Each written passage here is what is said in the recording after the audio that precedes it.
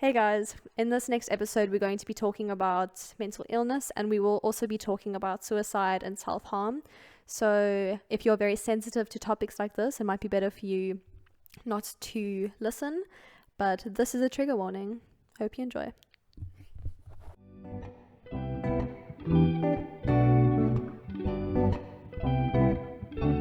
Hi everyone, welcome to a new episode of In Other Words with Danielle and Zara. So this is a podcast where we talk about a wide variety of different subjects, from the idolization of leaders to the fears of our generation. Mm-hmm. So in other words, we talk about all the things. Right, so today we're on our second episode of Mental Health March. And because of that, we are promoting seeking professional help. Yes. And you'll see why in our episode today. Yes. So, we do believe that it's really important to talk about how you're feeling. So last episode, it was about talking to friends, all that. And now, if you need to go further than that, therapy and counseling and psychology, those are all very helpful things. And it doesn't make you crazy. It doesn't make you crazy. So today Zara is going to be sharing her story with us. Yes. And she's been through a lot. So it's going to be an interesting one. And I think most people don't really know these things about Zara. So she's being very brave. So yeah, are you ready? I'm ready. But before that, I have to ask. Yes. How do you do? That was my Bridgerton version of how... Bridgerton? My Bridgerton version of how are you? How do you do? How do you do? I do very well, thank you. I have 1 week left of my term, which is wild because, with my honors class, we started on the 1st of Feb, so I've pretty much completed 6 weeks already. Wow. And most people are only starting class on the 15th of March, which is wild. So it's nice to be along with that. And I've really had to start thinking about my big old... Well, they're not calling it a thesis, but it's a research assignment. It's a thesis. Yeah, but it's shorter than a normal thesis. Much shorter than a normal thesis. So that will be interesting. Also a little bit stressful, but you know what? I can deal. I back And you. How are you? I'm all right. I had a better week this week than I did last week. I'm just very, very nervous today. You're going to do so well. Yes. I already know it. 100%. Thank you. Do you want to start? Yes. I don't have anything to ask you. Yes. You have a plan? I do. So I think I'm just going to be chatting about just my mental health journey. So I won't get into too much of the personal issues I've dealt with. Yeah. Because at the end of the day, everyone has had personal struggles. So just more how it's affected me. Mm-hmm. So, just some backstory kind of thing, the things that have really fed into me just being a little bit emotionally unstable at times is just the fact that my dad's been on permanent paternity leave. Mm-hmm. Love that. So he's just love that for you. Not been a part of my life. Yeah. And then I had a very volatile 5 years in high school. It was very difficult. Saw a lot of mental health play out before me, or mental illness play out before me, and alcoholism and abuse and all of that fun stuff. So that it just added to my mental health struggle. Yeah. But I've divided it year by year. Okay. So that we can just kind of chat, because things really started playing up when I got to high school.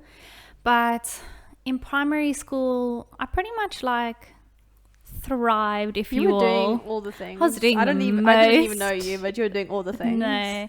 So I was just that person in school, the annoying one that just does everything and is I wouldn't have liked you. I'm sorry. The top of everything. I think a lot of that was just I had this innate need to be perfect and to prove myself. Good old daddy issues, I suppose. Yeah. So I was kind of living life and doing really well. And then I got to high school, and grade 8 I was at a different school to where I was when I met you at Fairmont. And it was just a terrible year. I experienced a bit of bullying just because I was the colored girl trying to be white, which is an issue by itself. And I just didn't really fit in, and I struggled to make friends, and I just became extremely depressed. I hated going to school, like absolutely hated it. I spent more time at home than I did at school in grade 8. And yeah, that was actually when I started like self-harming. Yeah, I would just like hurt myself. Yes. And okay, just on that. Yes. So I feel like a lot of people who like haven't been at that stage don't really understand self-harm. Like, yes. What, if you can remember, like what at that stage were you thinking? Like, what drives you to that? Yeah. So there are a couple of opinions. Some people think it's an attention thing. For me, it wasn't, because I hid. Yeah, you hid it. I hid it as much as I could. And then I have listened to other stories, and people say it's like some sort of release or high. It wasn't like that for me. Yeah. It was more like... Just trigger warning, by the way. Like, if anyone is sensitive. Yeah, it's gonna... It gets a bit hectic. But for me, it was like I was experiencing so much emotional pain, almost to the point where it didn't make sense. Like, my life is really not bad enough for me to feel this bad. And so... like, by physically harming myself, it kind of made me feel like, okay, now I have something to cry about, or something to, like, the physical pain was easier to focus on than the emotional pain. So yeah, I mean, it's maybe different for other people, but that was kind of the issue for me. All right, thanks. And then so eventually we moved me to Fairmont, and it was miles better. I often say, like, my previous school was prison, and anyone who actually went to that school will tell you the same thing. Okay. Yes.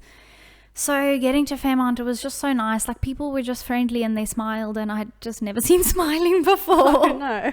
So it was awesome, and I feel like, other than like the first couple of weeks, once I settled in, like, I made some really nice friends. Oh, I'd say so. And yeah, I enjoyed it. The one thing though is that I was very negative, like very pessimistic, like, you know, and I was anxious, not to the point where I was like, I have anxiety, especially because when we were in grade 9, it wasn't really like a fad or a thing. People didn't walk around saying I have anxiety. So I was quite a nervous, like, anxious person. And a very negative person, and I didn't really know why. I just figured, like, maybe that's how I'm wired, and in hindsight I look at it now and I see it as an issue, but at the time it was kind of just how you were. Yes.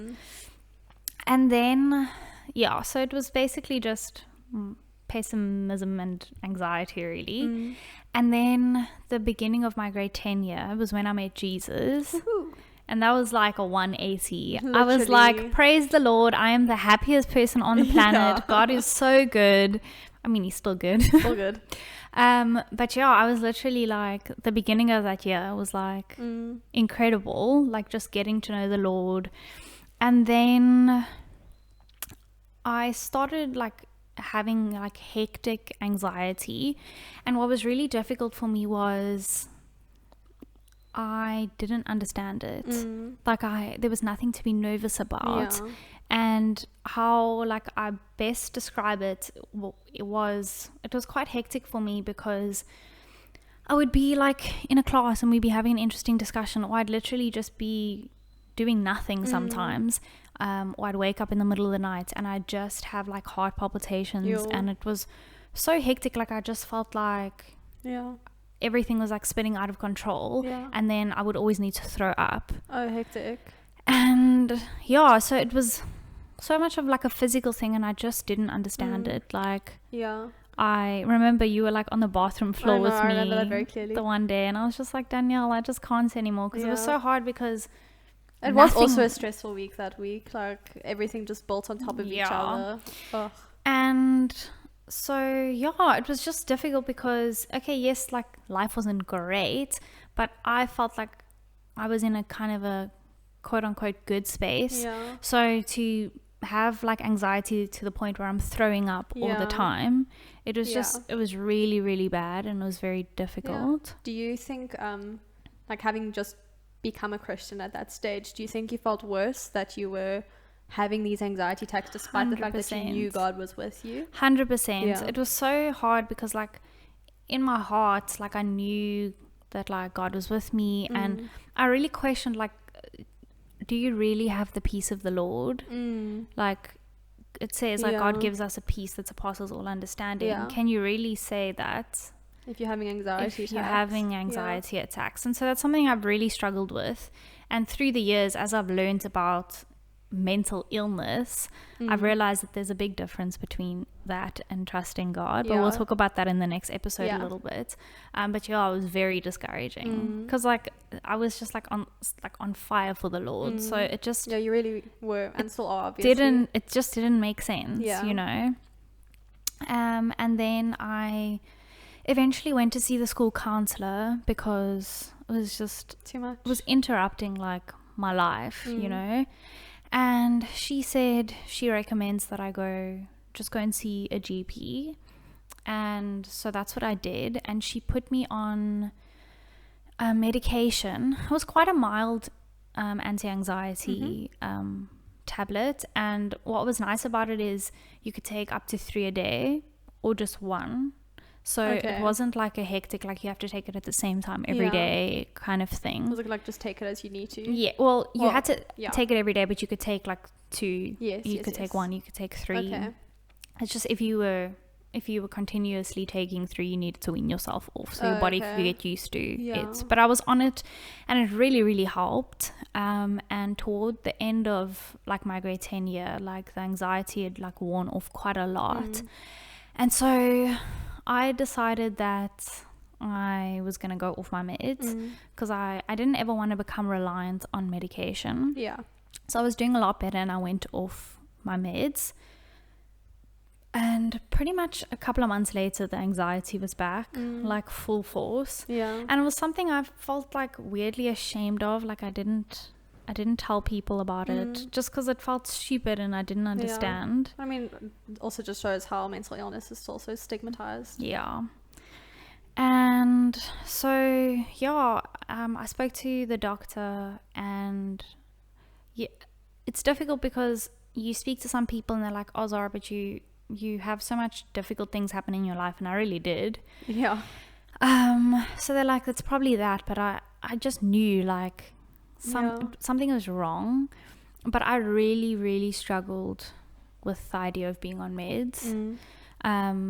Because even having the experience of being on meds and seeing them help, I was just so afraid. I was like, I feel like I don't want something to change me, or I don't want to, like, I can't function without this tablet. Like, I want to be reliant on God and not like on medication.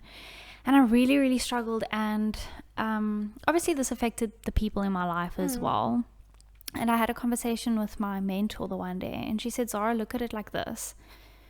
You function so much better and you are able to care for the people around you so much more when you are on medication. And that was actually like the pushing force for me, is like, don't let it be a thing that you do for yourself. You do it for yourself, but I had to go from the idea of like, this is going to help everyone around me as well. And I still struggle with this a little bit. I never ever want to come across as the victim. I don't like to victimize myself or feel sorry for myself or be woe is me kind of thing. So that approach helped me, because I was like, okay, I'm not doing this just for me, I'm doing it because I can just be a better person for the people around me. Yeah, that makes sense. Yes. So I went on the same meds that I was on, and that was fine. And then when I got to matric was a good year, but also like just emotionally I did not cope. I was just I don't even know if there was like I don't remember when it started, but I just became very down. Like everything became a struggle. Like I just like getting up in the morning and having to just do, and this is like mid-year 2017, and I was just like in a very, very bad space, and I felt very alone, which was difficult because I had people in my life, and I think that's something that can be very difficult for other people who support people with mental illness, is you're there for them but they don't feel like you're there for them. And to that, I don't even know what to say, because it's not like I didn't have all the support. I just felt alone, you know? And like, just my relationships with family and the romantic relationship I was in, like, it was just very draining, very unhealthy. And so, yeah, I just became incredibly depressed. And throughout this time, I like, with regards to my relationship with the Lord, it was like I still did my quiet times and stuff. So I didn't ever reach a point where I was angry with God or, you know, I was just unhappy. It like got to a point where I was like, I'm just unhappy. But I would never show that. No, you would never. Like genuinely, you wouldn't know. Like, just thinking back to my trick, I mean, I probably wouldn't have known that you were feeling so down, because you kind of just like went about your business, like part of the RCL, you know, doing well, doing all the things, you know. So I think that was just a huge thing. Like, I knew I was very depressed, but I almost couldn't come to terms with it. I was like, no, Zara, not you. You can't fall apart. And I think that's what has been very unhealthy for me, and I've had to like learn to just feel my emotions, because I tell everyone else, like, no, you're allowed to feel sad and you're allowed to feel this, but I sometimes don't allow myself to feel. You hold yourself to a higher standard. Which isn't just silly. Okay. But it became exhausting, just being so unhappy, but also having to like put up this facade of like, you know, in high school again, it wasn't like primary school where I was the top of everything, but I was quite known in high school. And you're involved with a lot of people's lives in terms of mentorship and exactly. all that. And I just felt like an incredible amount of pressure, and not so much pressure that other people put on me. I think I like put that stuff on myself as well. But you mean, you are a bit of a perfectionist when it comes to that. Yeah, so. Big time. So I was just very, very depressed, and then it got to just before matric finals. And I remember it was our week where we had like the polar bear plunge thing. Or the last week of matric. Yes. All the fun things that happened. Yes. And it just reached a point where I couldn't cope anymore. Like, I couldn't hold my feelings in. Like, I was just so like broken in a sense. And I remember like, it was my matric dance, but then things fell apart with my dad. Like, we got into contact. I remember that. In my matric year, we started talking for the first time in years, and then he kind of just went radio silent, and I haven't heard from him since.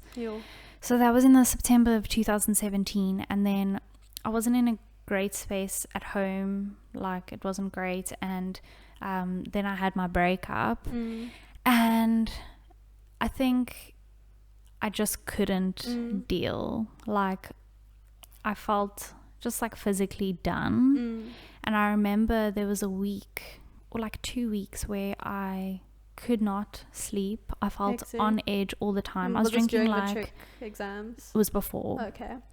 I was drinking like 9 cups of coffee a day. And I wasn't eating. And like, obviously a lot of people realize, okay, something's really not right. And so I went to the doctor, and well, before I went to the doctor, actually, I remember there was this one night where I was like, it was actually during the day, and I just took like a bunch of painkillers. I mean, I didn't want to kill myself, because you can't kill yourself on painkillers. But I was just like, I needed to sleep or not be around. And that was the difficult thing, is I couldn't sleep, but all I wanted to do was sleep. And I think that's also one of the worst things about depression, is the physical toll it takes on you, where it's like, you want to see friends but you can't, and you want to sleep but you can't, and you're hungry but you have no and I remember like, I just like blacked out for that time. And I remember, well, this is like very TMI, but I remember waking up and I'd like wet myself while I was asleep. And like that's when I realized, like, wow, Zara, you actually have no control over yourself right now. And it was very scary for me. Yeah, it's terrifying. Yeah. And then I eventually we decided, like, I need to go and see someone now. And for me, I was also in the mindset where it's like, if you see someone, then like it makes you weak, or like only like seriously ill. And I mean, you could argue I was seriously ill, but I was just not coping. But I just felt ashamed, especially being this like mentor and this person. I was like, I just, it was very scary for me to have to go and see someone. Almost be a role model for everyone else. But we decided to go and see someone, and we clicked immediately. He was in ministry for 20 years of his life, and then he went into therapy, and he'd had a medical background as well. So he was just like perfect, because it's so hard to find a Christian who's also a practicing like, you know, psychologist or whatever. So we just clicked immediately, and like I think he really got me. He was very patient with me. And I think the thing about therapy is that it doesn't fix you. Like, you're not going to go and do therapy and then everything's going to be fine. But I just, side note, would tell a lot of people that it's very helpful. Good. But then I mean, it was helping, but I was also still just very, very down. And then I went to my GP, and we decided, okay, let's put me on an antidepressant. But this was like leading up to matric finals, and the thing with psychiatric drugs is it is a long journey, and everyone reacts differently, and it's difficult. It's not a like one fits all kind of thing. And so I went on an antidepressant, but they put me on a very low dose so that I wouldn't experience hectic side effects. And it was like terrible. The first week was terrible, and then I started like my exams, and I was taking it through my exams. And like what did it do to you? So I was extremely suicidal. I thought about death almost all the time, and I cried all the time. I remember writing exams, and I would cry like in every exam. And it happened 2 or 3 times, and an invigilator came up to me, and I was like, the paper's just so difficult. I mean, I cried in my maths paper too, and that was just because I didn't know what to do. I mean, it was terrible. I was just like extremely like difficult, and like the meds just messed with me. Like my memory was all over the place, and I like started cutting again, and like hectically. And I remember like I was so on edge, like it made, because at this point like the depression and stuff was a lot worse than the anxiety, but like this made me so on edge. I remember the one night I was lying in bed and I couldn't sleep, and I heard something on like I just heard like it literally like a pin drop, like and I switched on my light, and there was a cockroach walking toward me, and I could hear that. Like it was horrible, which is why I understand why people don't want to go on meds. Like after that experience, to get me back on meds is a mission, a big thing. So that was not fun. And then I remember it was the 23rd of November, and I'd gone and I'd written business, and my mentor fetched me from school, and I was fine. She asked me how I was doing, and I was like, no, I'm fine, whatever. And then I got home, and it was just like this eruption of emotion like came from me, and I'd spoken to my ex like the night before, and that's all I was pretty much thinking about the day. And then I ended up like posting something on my WhatsApp status. It was kind of like a very personal message, but it was almost like when you put yourself in a bad light. So I was like trying to show people like I'm not he's perfect. terrible, but I'm also terrible. Self-deprecating. Yes. I don't know if that's the word. Yeah, something like that. And then I started getting messages from people saying, well, Zara, this is not right, Yeah, kind I was just of like, thing. where does this go? Okay. I remember that so distinctly. I also like Yeah. So I was like getting all these messages, and it was so hard because everyone was just like saying like this is unacceptable kind of thing. Hectic. And then I was like, I can't do this. And then my mom had phoned me because she'd obviously been checking up on me. She knew obviously things weren't okay, and she phoned me, and I was just like, yeah, I'm fine. Like it was just, I'd become so conditioned to like replying like, I'm fine, I'm doing well. And then I remember I like took a bunch of my antidepressants, and I got in my car, which I got the day before. And I just literally drove like around the parking lot and got out. And then I got in the shower and I was washing my hair, and I was like, I'm gonna kill myself today. Hectic. And what was so crazy is it's nothing like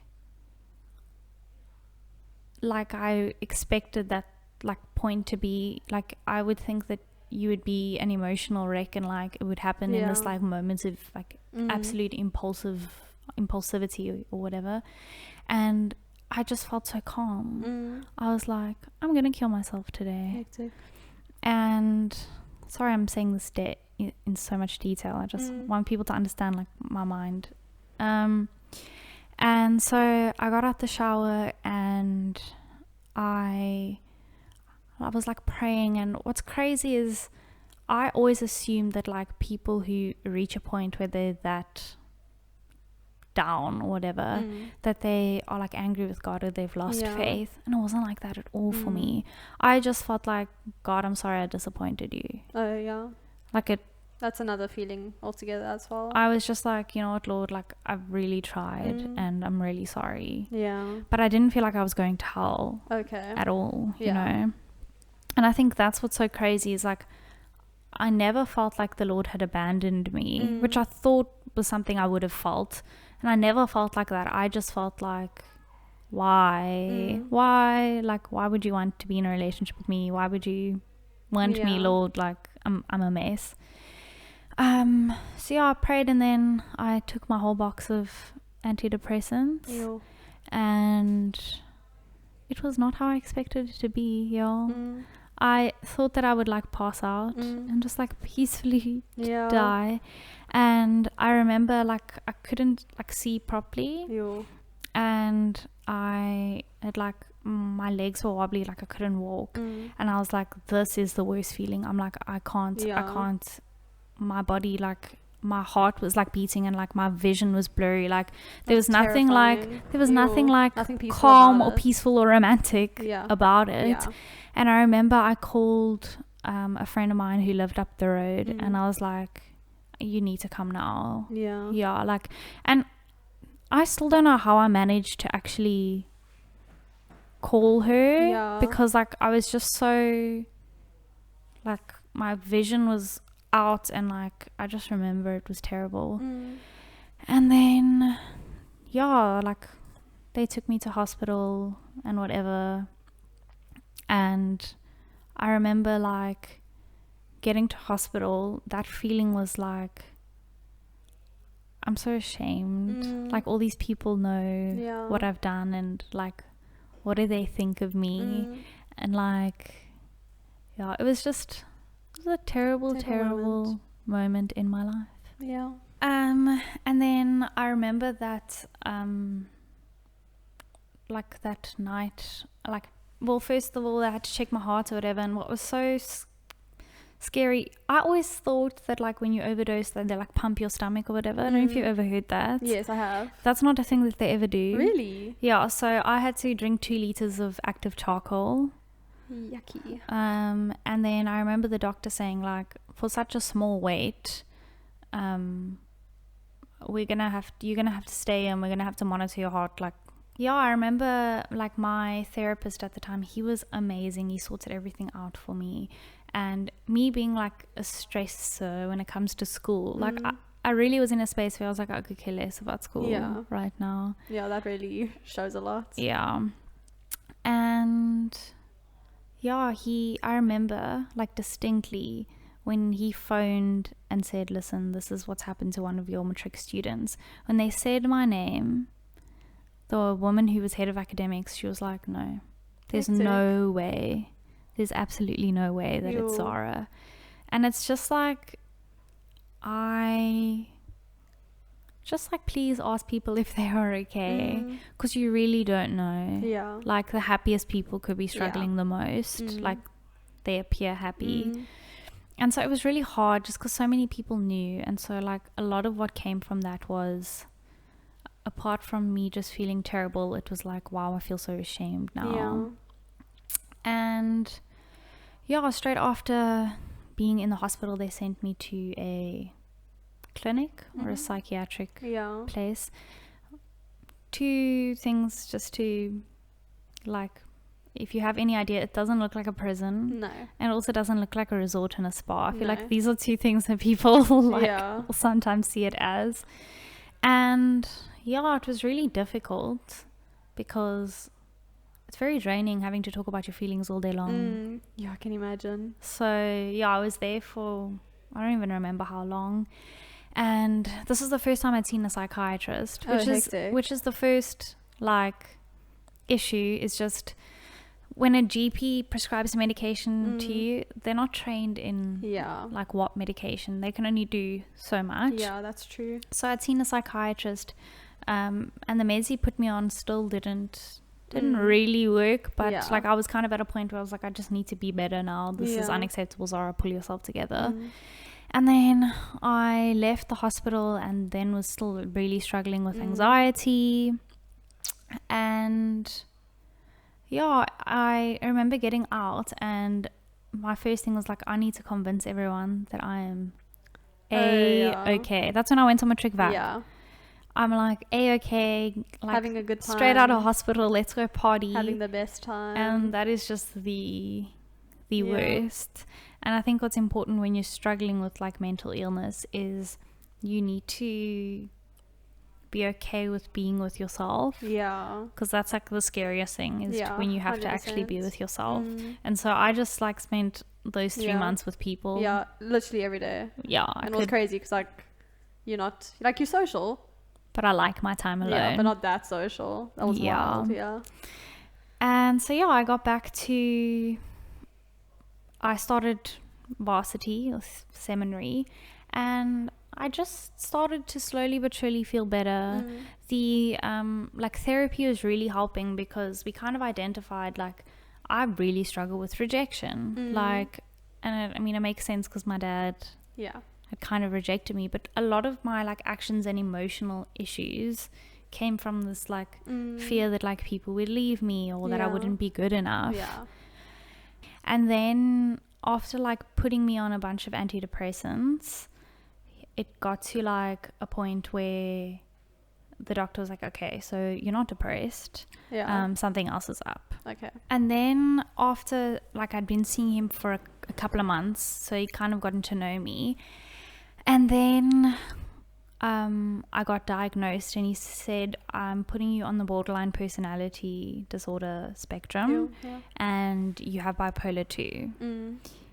And I remember I saw my therapist the very next day and he was like, I'm so sorry, and how are you doing? Because he said like often the bipolar patients that he has seen, once they find out, like it breaks them. Oh, shame. And it was the opposite for me. I was like, finally, oh my word, I know what's wrong. So much makes sense. Like this just makes so much sense because what people don't understand is bipolar isn't like happy one day, sad the next day. It is like elevated, elongated periods of like being up and then long periods of being down. Bipolar 1, did I say bipolar 1 early on? I'm bipolar 2. Okay. Bipolar 1 is like when you go into psychosis and you can do very, very hectic things. and then your lows are quite low. Whereas bipolar 2, your long periods of elevation, you feel very energized, very inspired, feeling like very goal oriented, which is so me. So like, you, and I was like, wow, this is I gotta explain this much. makes so much sense. And then your lows are very, very low. You can become very suicidal. Like, so for me, it was like, wow, I'm not crazy. There's really something wrong, like, with me. And I decided I was not going to Google. I was not going to research this disease myself. I did it with my therapist because I didn't want to see all of these symptoms and then feel the need to take them on. Do you know what I mean? So it's like, okay, because I'm bipolar and this is a symptom of bipolar, even though I'm not feeling it, that's what I am now. I'm going to like make myself feel that. Okay. And I just like remember it was really hard, but it was also like, okay, now we can get on the right medication. And I went into hospital again. And what was different this time is I just felt like ready and in control. Okay. Like I knew that like I wanted to get better. And I remember there was one night where I really wrestled with the Lord because I was like, I truly, truly have the faith that like I can be without this. Like God can take this away and I can be fine.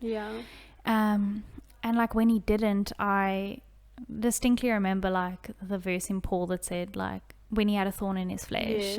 And I was like, maybe this is just my thorn in my flesh. And I remember it was around that time where I heard Hills and Valleys, the song, for the first time. And I was like, this is That's a beautiful song. It really is. And I was just like, this is my thing. Like, this is just, it's going to be there. And I'm going to need to rely on the Lord. And I'm going to have to do what I need to do.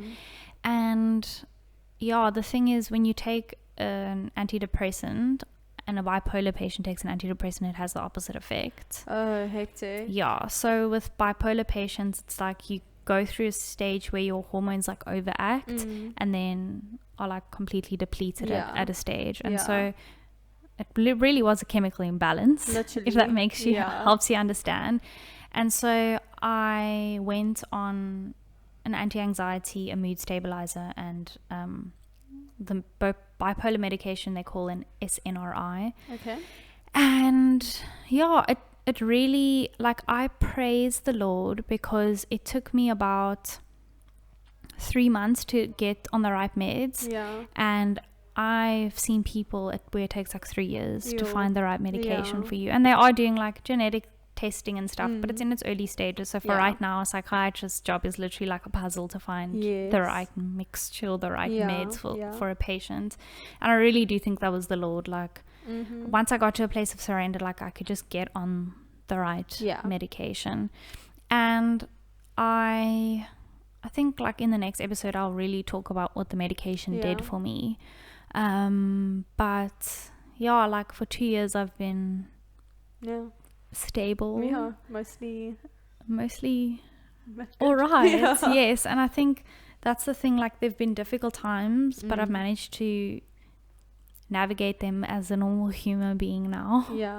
But like there are days that are still very, very difficult, but I just I'm okay. That's great. And I like what is something that you wish more people would like understand, let's say about bipolar or about you, anything like that? I think specifically about bipolar is just like understand that it's not highs and lows all the time. Like people can go through periods of like 7 years where they're on a high and then like 3 years on a low. And so that's why it's so important that you have like a good self-awareness. I think another thing was like if you could like say anything to your younger self or like change anything over there, like what do you think that would be? Honestly, I'm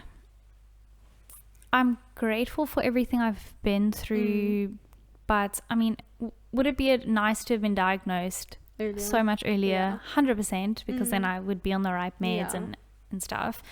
But I think that I just wish that I had been more vulnerable with other people, because I think keeping my emotions inside made everything 100 times worse. Yeah. So just be vulnerable and don't be afraid to ask for help. And most people are willing to help. Exactly. Or at least like to be some kind of support. Yes, exactly. And then also just like think before you speak, think before you feel. But that does come with maturity and stuff. But still, like, just don't be so impulsive, Zara. Yeah. And I think like just to, like, from my perspective, or like maybe people who are friends with someone with a mental illness or anything like that, like, don't take things personally. Like, I remember that time in matric where it happened, and like, you didn't tell me what was going on, like, you didn't message me at all, and I literally, like, for a day or whatever, I literally felt so like what, am I not good enough, you know, kind of thing. But then I was like, no, that's stupid. Like, I didn't tell anyone. Yeah, exactly. Like, it's, don't take things personally. It's like, it's not you. So do not worry about that. It's not you, it's me. Literally. No, but even like, it's not you either. You know, like, there's so many things. It's so multifaceted. It really is. But yeah. Anything else that you wish to say? Not really. I just just be sensitive and just work through your feelings and talk. Yes. Talking helps. Well, we'll talk about that in the next episode. But I just felt like it was important for me to for people to see where I've been, so that when we start talking about treatment, you understand that it's like, I know because I've been there. Yeah, exactly. You know. But thank you for being so vulnerable. Thank you for having me. I didn't cry or anything. I'm so happy. Yeah, if she had cried, I would have cried too. And Danielle cries and other people cry. And then it would have just been a crying episode, really. And there's nothing wrong with crying, by the way. No, not at all. Not at all. That's not what we're saying. We like to cry off camera, you see. Exactly. I do enough of that. But thank you so much for listening, everyone. And catch the next episode where we talk all about treatment. Yes. And all that exciting stuff. Yes. Yeah. And it's an uplifting thing. Please don't be sad when you hear this. Like, I'm doing well. He's doing well. But yes. Cool. See you guys. Like and subscribe. All right. Bye.